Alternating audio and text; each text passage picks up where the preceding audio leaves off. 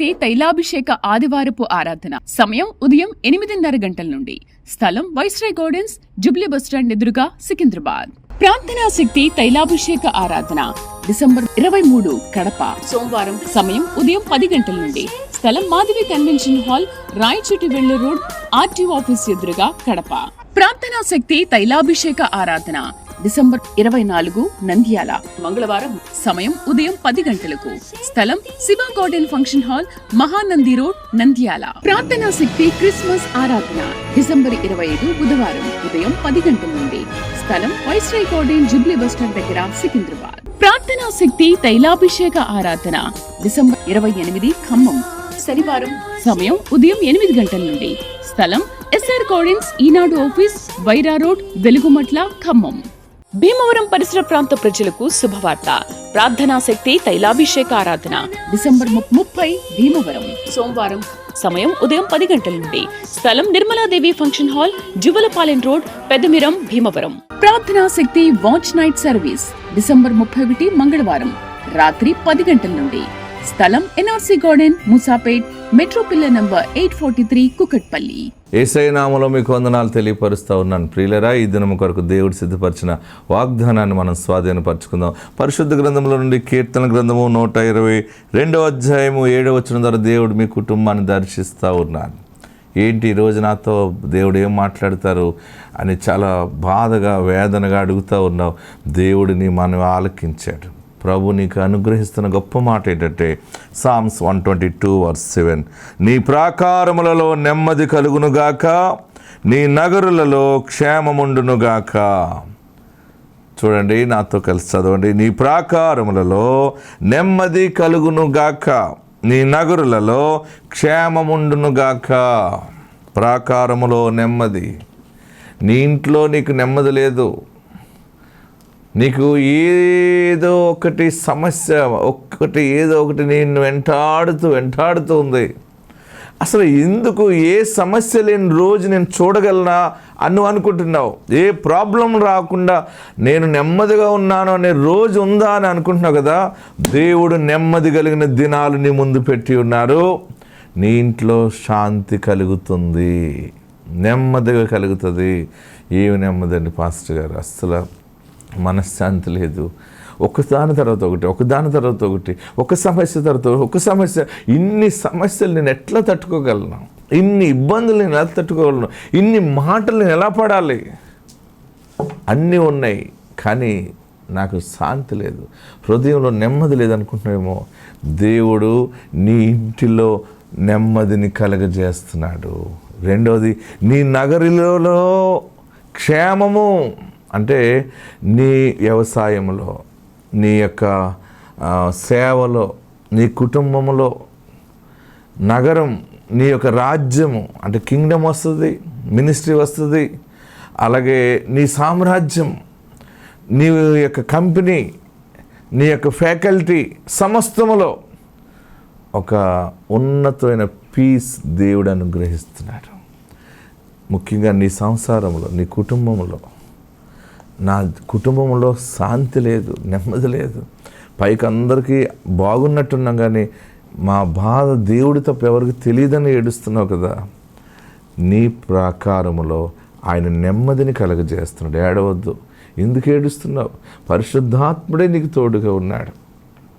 ఏది ఏమైపోయినా ఆయన నీకు తోడున్నాడు.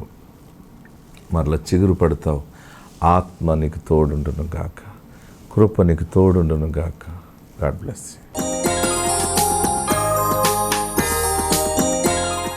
ప్రియులరా, ఈ దినము దేవుడు ఈ యొక్క పరిశుద్ధ జన్మను మనం తలంచుకోవడానికి మంచి సమయాన్ని ప్రభు మనకి ఇచ్చి ఉన్నారు. మరి ఈ యొక్క క్రిస్మస్ వేడుకలో మనం అందరూ కూడా పాలు పొందాం.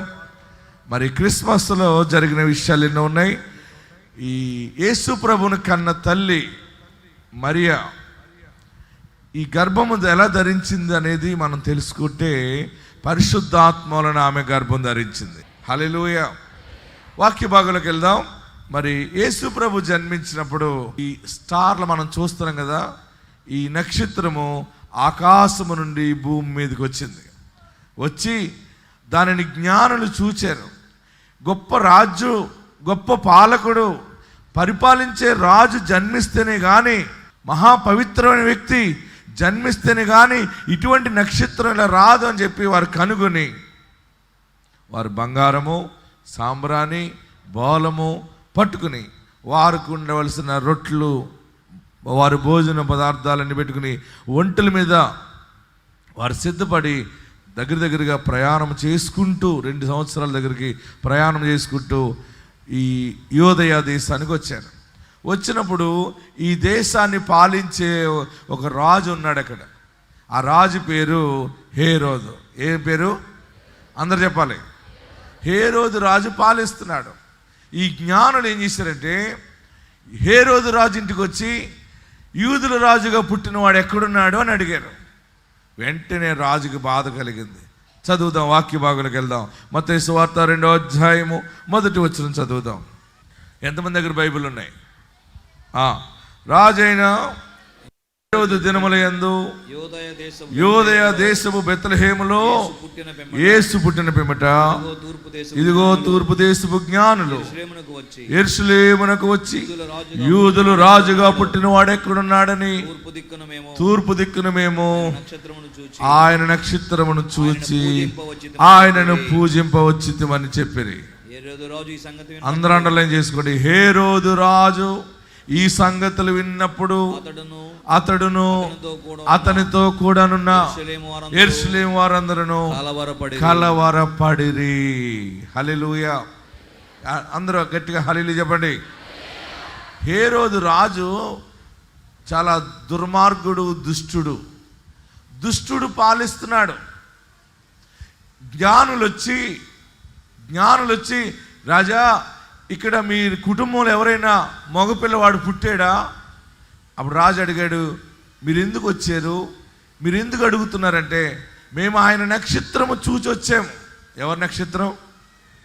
గట్టిగా చెప్పాలి. ఆయన నక్షత్రం చూసాం. ఆయన నక్షత్రం చూసి వచ్చాం రాజా.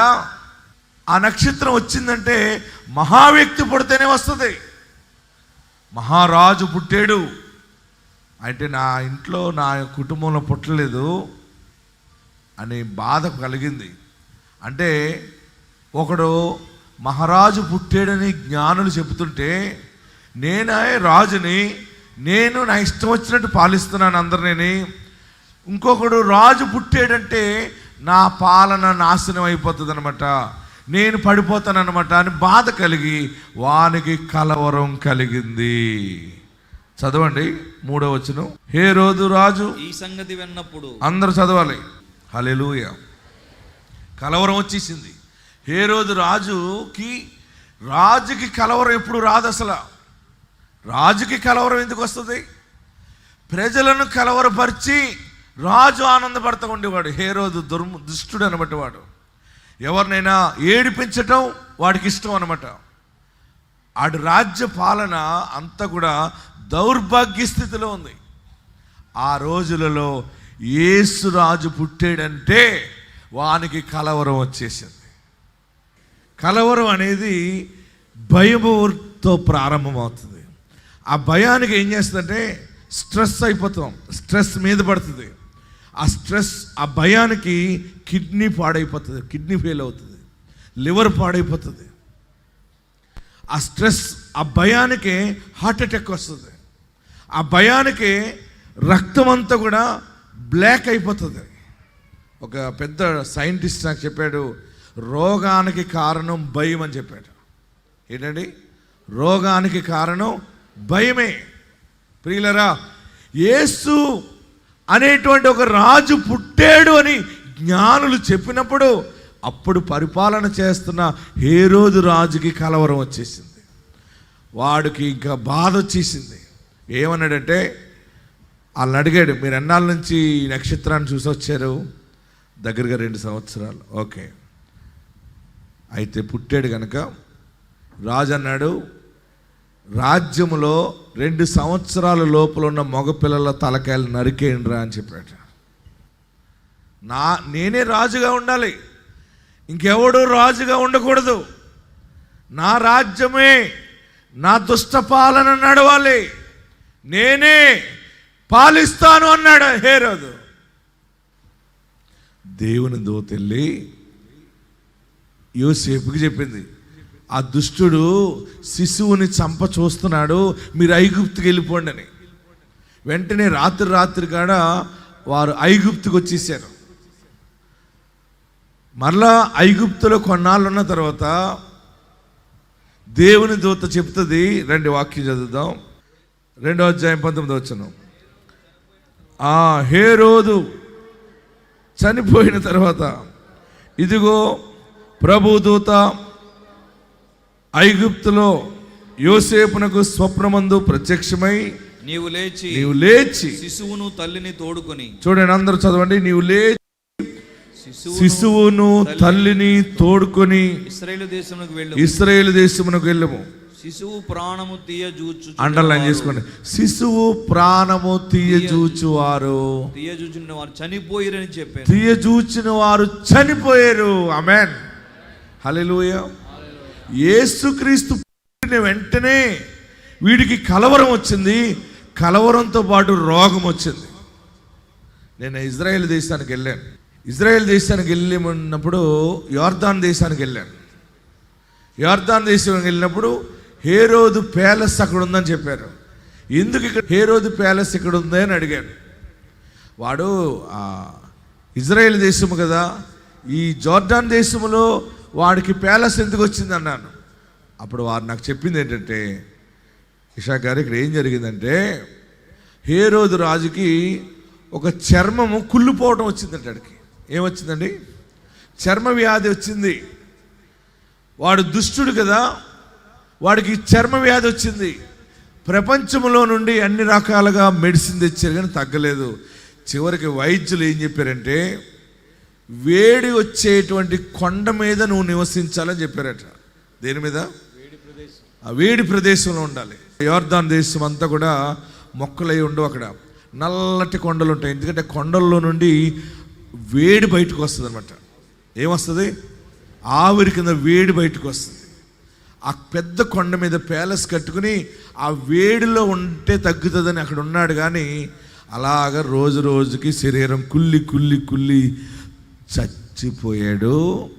హేరోదుతో పాటు తనకి సేవ చేస్తూ తన చెడు సలహాలకి ప్రోత్సాహపరిచే టీం ఉండేది. వారికి కూడా అదే రోగం వచ్చి అందరూ చచ్చిపోయారు అక్కడ. ఆమేన్, హల్లెలూయా. గట్టిగా హల్లెలూయా చెప్పండి. దేవుని పనికి విరుద్ధంగా ఉన్నవాడిని దేవుడు ఉంచడు. హల్లెలూయా. బాగా గమనించండి. హేరోదు పాలన వాడు చనిపోయేసరికి వాడితోటే రాజ్య పాలన ముగించబడింది. దేవుని దూత వచ్చి స్వప్నమందు యోసేపుకి చెప్తున్న మాట ఏంటంటే, శిశువు ప్రాణము తీయజూచిన వారు చనిపోయారు. ఆమేన్. దీని అర్థం ఏంటంటే, మీ మీద, మీ ఇంటి మీద, మీ పిల్లల మీద ఏలుబడి చేస్తున్నాడే ఇంతవరకు దుష్టుడు, వాడు ఈ క్రిస్మస్ పండుగ రోజు వాడు మీ ఇంట్లో ఏలుబడి చేసిన ఆ శక్తి అంతటికి నాశనము కలుగుతుంది. గట్టిగా చప్పటి కొట్టి ప్రభువుని స్తుతించాలి. మీ ఇంటి మీద పనిచేస్తున్న చేతబడి, నీ ఇంటి మీద పనిచేస్తున్న కట్టుమొత్తను, నీ పెనమిలో, నీ వ్యాపారంలో నీకు తెలియక పాపం ఏవేవో చేస్తున్నావు, ఏవేవో కడుతున్నావు, చేతి నిండా వస్తున్నాయండి, ₹1 కూడా నిలబడట్లేదని ఏడుస్తున్నావా? చిల్లికుండలో పడిపోయినట్టు అయిపోయిందండి అన్నాడు మొన్న ఒక ఆయన. అందరూ కష్టపడుతున్నాం, ఎవరు కష్టమో నిలబడట్లేదంటే నీ మీద ఎవరు పాలన ఉందంటే పాపము ఏలుబడి చేస్తూ ఉంది. ఆమేన్, హల్లెలూయా. దుష్టుడు నీ ఇంటి మీద ఏలుబడి చేస్తున్నాడు, నీ భర్త మీద, నీ ఆరోగ్యం మీద ఏలుబడి చేస్తున్నాడు. అందుకనే నిన్ను బలహీనురాలు చేస్తున్నాడు, నిన్ను బలహీనుడు చేస్తూ ఉన్నాడు. నీ సంసారంలో గొడవలు కలగజేస్తున్నాడు. మీ భార్య భర్తల మధ్య సమాధానం లేకుండా ఎప్పుడు కూడా కలవరం కలవరం కలవరం, అప్పులు అప్పులు అప్పులే కదా. ఈరోజు శుభవార్త ఏంటంటే, ఆయన నీ హృదయంలో పుట్టి ఉన్నాడు. అది నువ్వు యాక్సెప్ట్ చేసేవంటే, నీ హృదయంలో యేసుని రక్షకుడిగా స్వీకరిస్తే ఇక నీ మీద పాలన యేసు రాజు పాలన ఉంటుంది. ఆమేన్, హల్లెలూయా. గట్టిగా హల్లెలూయా చెప్పండి. హేరోదు పాలన రోగాలు, హేరోదు పాలన హత్యలు, హేరోదు పాలన అందరికీ కలవరం, బాధ, బెంగ, భయము. ఏ ఇంట్లో చూసినా భయంతోనే బతుకుతున్నారు. ఎప్పుడు కూడా ఊహ తెలిసినప్పటి నుంచి నాకు ఎప్పుడు నెమ్మది లేదు పాస్టర్ గారు అన్నారు చాలామంది నాతోటి. నేను గమనించాను, యేసు లేకపోతే దుష్టుడు హేరోదు మన ఇంట్లో పనిచేస్తాడు. హల్లెలూయా. మరి యేసు రాజు పాలన ఎలా ఉంటుందో చెప్పనా మీకు? వాక్యంలోకి రండి. ఈ వర్తమానం మీకు బోధించి ముగించాలనుకుంటున్నాను. యెషయా గ్రంథంలోకి రండి. మరి హేరోదు పాలన అంతా నష్టమే. యేసయ్య పాలన నీ మీద ఎలా ఉంటుందంటే, యెషయా గ్రంథము 65వ అధ్యాయము 19వ వచనం చదవండి. యెషయా గ్రంథం 65వ అధ్యాయము 19వ వచనం. నేను యెరూషలేమును గూర్చి ఆనందించెదను, నా జనులను గూర్చి హర్షించెదను. చూడండి, నా జనులను గూర్చి హర్షించెదను. రోదన ధ్వనియు, చూడండి, రోదన ధ్వనియు, విలాప ధ్వనియు దానిలో ఇక వినబడవు. ఏ పాలన కావాలి మీకు చెప్పండి. ఇప్పుడు 2 పార్టీలు ఉన్నాయి ఇక్కడ. ఏ పార్టీలు ఉన్నాయి? ఒకటి దుష్టుడు పాలన, రెండోది దేవుని పాలన. ఆమెన్. ఏ పాలన? ఒకటి యేసయ్య పాలన, ఒకటి సైతాను పాలన. సైతాను పాలన అంటే హేరోదు. నీ ఇంటిలో ఎప్పుడైతే, బాగా గుర్తుపెట్టుకోండి, నామకార్థ క్రైస్తవులుగా ఉంటే మీరు ఏం చూడలేరు. నిజముగా యేసు దేవుడని గుండె నిండా ఒప్పుకోవాలి, హృదయం నిండా చేర్చుకోవాలి. నీ నోటితో ఒప్పుకొని, యేసు నా దేవుడు, యేసు బిడ్డగా నేనున్నాను, యేసు నా పాపాలు క్షమిస్తారు, యేసు నాకు మంచి జీవితం ఇస్తారని నువ్వు నమ్మితే భూలోక భాగ్యము, పరలోక మోక్షము దేవుడిస్తాడు. ఆమేన్. హల్లెలూయా. గట్టిగా హల్లెలూయా చెప్పండి. ఇక్కడ అంటున్నాడు, నా జనులను గూర్చి హర్షించెదను, రోదన ధ్వనియు, విలాప ధ్వనియు దానిలో వినబడవు. నీ ఇంట్లో ఏడుపు ఉంది కదా, నీ ఇంట్లో దుఃఖం ఉందా, ఇంట్లో అప్పులున్నాయి, నువ్వు ఏడుస్తున్నావా? లేక కుమార్తెని అల్లుడు ఇడిచిపెట్టేశాడని ఏడుస్తున్నావా? గర్భఫలము పోయింది, అబార్షన్ అయిందని ఏడుస్తున్నావా? ఇల్లు లేదని ఏడుస్తున్నావా? పొలం పోయిందని ఏడుస్తున్నావా? నా ఆస్తి పోయింది, నా బంగారం పోయింది, నా బ్రతుకు ఏకాకిగా అయిపోయాను అని ఏడుస్తున్నావు కదా. నీవు ఈ సమయంలోనే యేసుని హృదయంలోకి చేర్చుకుంటే వెంటనే రాజ్యపాలన స్టార్ట్ అయిపోతుంది. గవర్నమెంట్ వెంటనే స్టార్ట్ అయిపోతుంది నీ మీద. ఏంటి గవర్నమెంట్ స్టార్ట్ అవ్వటం అంటే, నీ ఇంటిలో రోదన ధ్వని ఉండదు. రోదన అంటే తల బాదుకుంటాం కదా, ఒక్కో ఇల్లాలు తల బాదుకుంటూ ఉంటుంది, రోదన. రెండవది ఏంటి? విలాపం. అయ్యో, కొడుకు మాట వింటలేదు, కూతురు మాట వింటలేదు, ఆడిని ప్రేమించానంటుంది, ఈయన్ని ప్రేమించానంటుంది, ఆ అమ్మాయిని చేసుకుంటానంటున్నాడు, నా పరువు ఏమైపోతుంది. విలాపం, దుఃఖము. అయ్యో, వ్యాపారం నష్టం అయిపోయింది, అది పోయింది, ఇది పోయిందని ఏడుస్తున్నావు కదా. ఈ క్రిస్మస్ శుభ సందర్భముగా దేవుడు నీకు ఇచ్చే ఆశీర్వాదం ఏంటంటే, నీ ఇంటిలో రోదన ధ్వని వినబడదు. ఇక తల బాదుకోవటాలండవు, పైకి ఇలాగ అనుకుని అని వెళ్ళిపోతావు కదా, అది ఉండదు, ఇంకే ఉండదు. చక్కగా రెడీ అయ్యి బైబిల్ పట్టుకొని యేసు గొప్ప కార్యాలు చేసేది సాక్ష్యం ఇస్తావు. ఆమేన్. ఇది యేసు పాలన.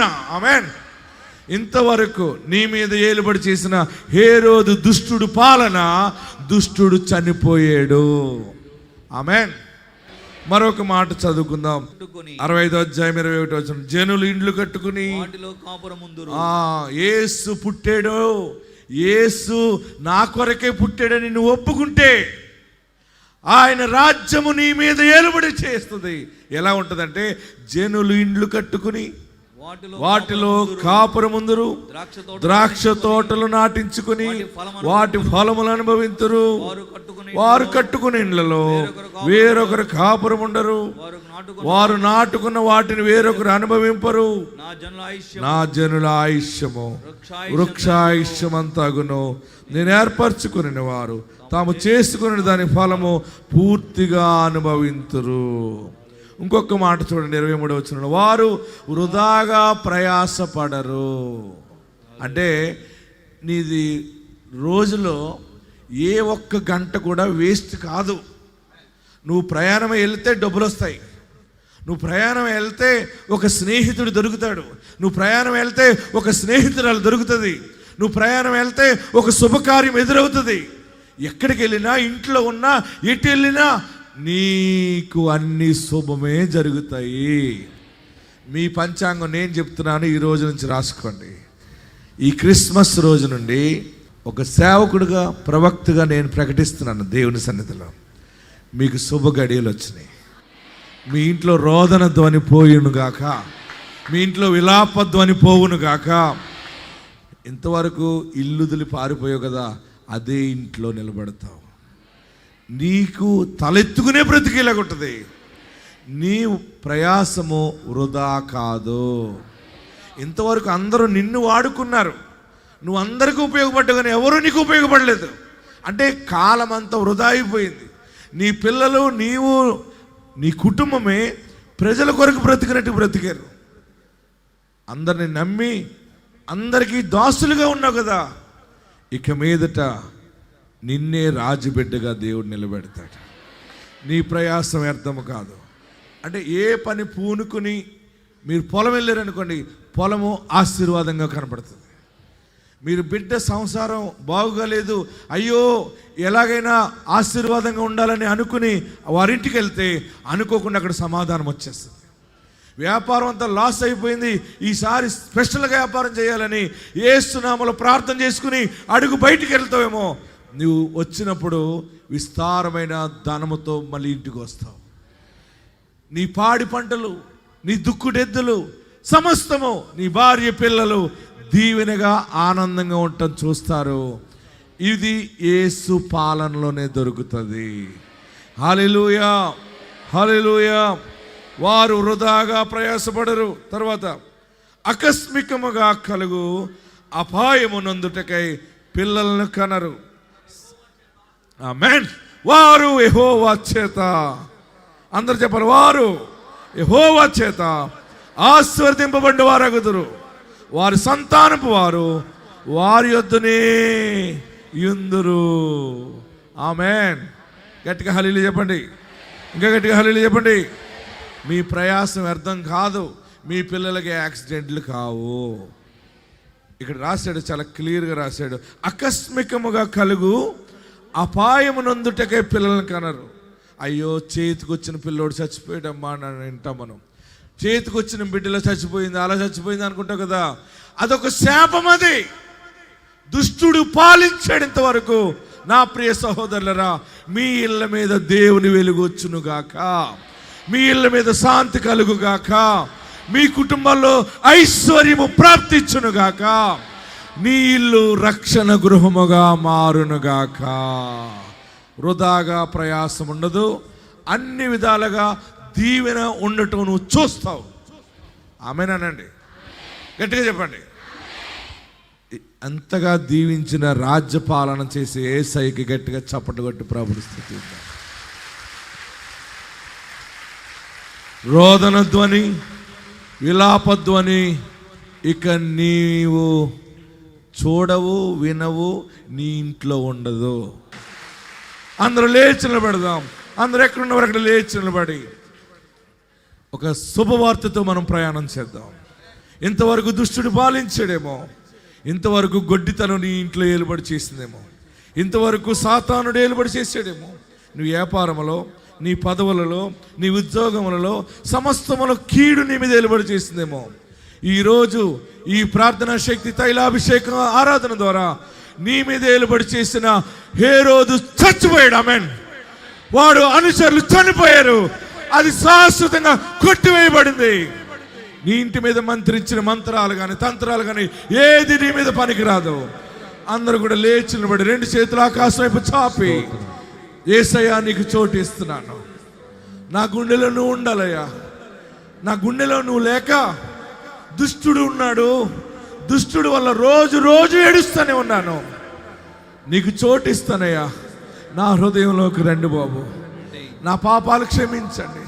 నీకు విరోధంగా మాట్లాడానేమో, నీకు విరోధంగా బూతులు మాట్లాడానేమో, నీకు విరోధంగా యుద్ధాలు చేశానేమో, నీకు విరోధంగా పాపం చేశానేమో, చెడును అడక నడిచానేమో. పరిశుద్ధుడు కదా బాబు, నువ్వు కన్యమరి గర్భాన్ని జన్మించిన వాడు కదా. నా వృధా ప్రయాసం అయిపోయింది ఇంతకాలము, నేను వేషధారిగా ఉన్నానేమో, నేను క్రైస్తవుడిగా ఉండి కూడా క్రీస్తు అనే నిన్ను కలిగి లేను, అందుకే ఇంత దరిద్రం వచ్చింది నాకు. ఈ క్షణము నుండి నిన్ను కలిగి జీవిస్తాను, నీ మార్గములో ప్రయాణం చేస్తానయ్యా.